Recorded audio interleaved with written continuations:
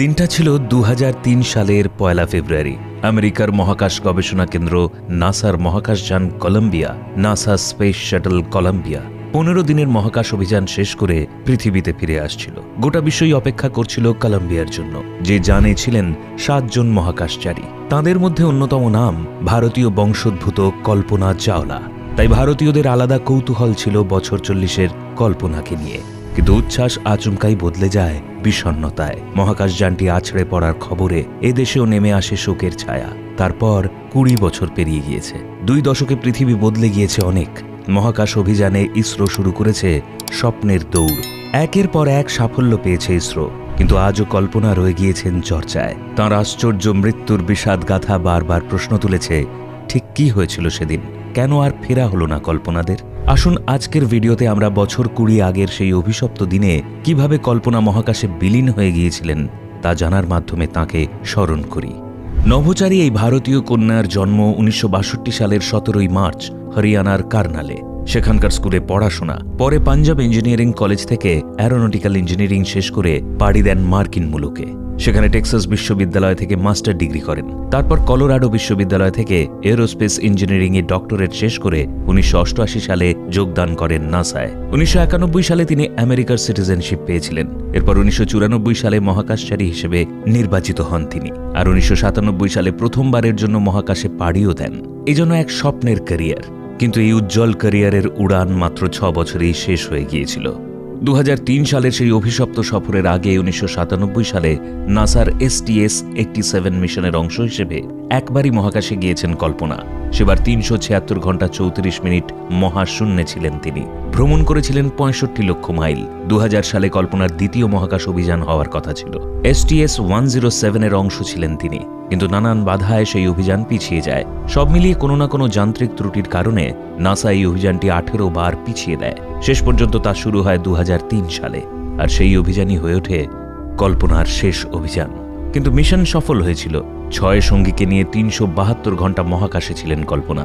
এরপর ফেরা, কিন্তু সেই ফিরতে গিয়েই না ফেরার দেশে চিরদিনের মতো হারিয়ে গেলেন 7 নভোচারী।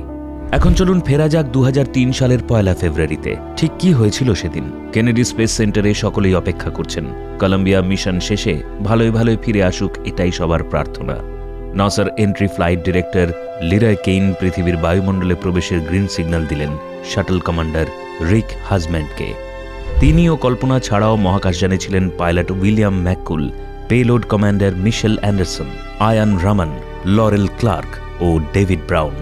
সকলের ফেরার অপেক্ষায় অধীর ছিলেন নাসার বিজ্ঞানী ও কর্মীরা। কিন্তু আচমকায় শিউরে উঠলেন স্পেস সেন্টারে হাজির দর্শকরা। মহাকাশযানটি নির্ধারিত অবতরণ থেকে মাত্র 16 মিনিট দূরে ছিল। হঠাৎ আকাশে দেখা যায় ভয়ঙ্কর আগুনের শিখার ঝলকানি।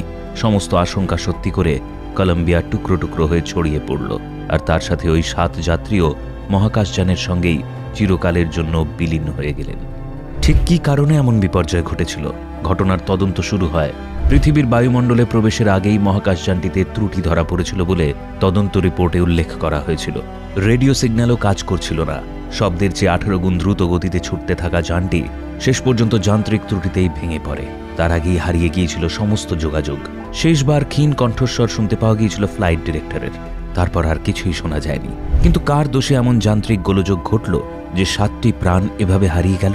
মনে করা হয় কলম্বিয়া স্পেস সেন্টার থেকে যাত্রা শুরু করার 81 সেকেন্ড পর শাটলটির এক্সটার্নাল ফুয়েল ট্যাঙ্ক থেকে ফোমের একটি ছোট টুকরো কেটে বেরিয়ে গিয়ে মহাকাশযানটির বাম দিকের ডানায় ধাক্কা মারে।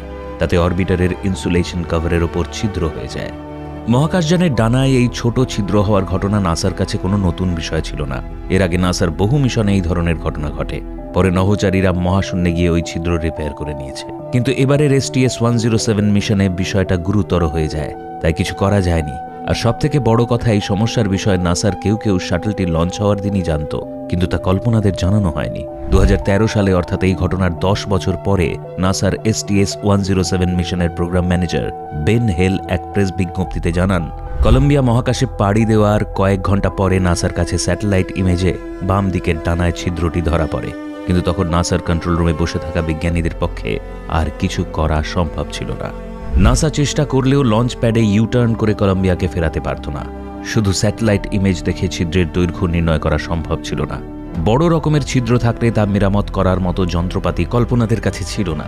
অন্যদিকে কিছু বিশেষজ্ঞদের মতে ডানায় এই ছিদ্র হওয়ার ঘটনা যদি কল্পনা সহ অন্য নভোচারীদের জানিয়ে দেওয়া হতো তাহলে তারা মানসিকভাবে এতটাই বিপর্যস্ত হয়ে যেত যে কলম্বিয়া আগেই হয়তো কোনো দুর্ঘটনার শিকার হতে পারত। তাই কন্ট্রোল রুম থেকে তাদের কোনো সতর্কবার্তা দেওয়া হয়নি। নাসার বক্তব্য ছিল নভোচারীদের তারা কোনো খবর না দেওয়াকেই উত্তম বলে মনে করে মিশন যেমন চলছে তেমন চলতে দিয়েছিল।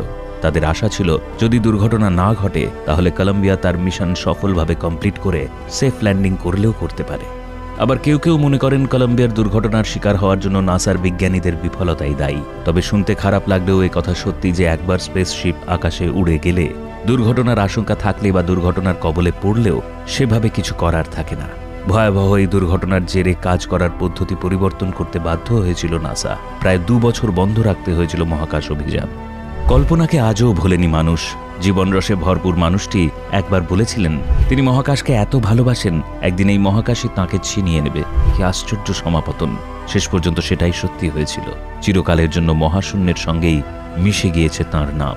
2 দশক পেরিয়ে গেলেও বারে বারে ফিরে আসে এই নামটা। যখনই মহাকাশে মানুষের সাফল্যের কথা নিয়ে আলোচনা হয়, এক ভারতীয় কন্যার অফুরান প্রাণশক্তি এবং তাঁর আকাশ জয়ের স্বপ্নের কথা আজকের প্রজন্মকে উদ্বুদ্ধ করে চলেছে।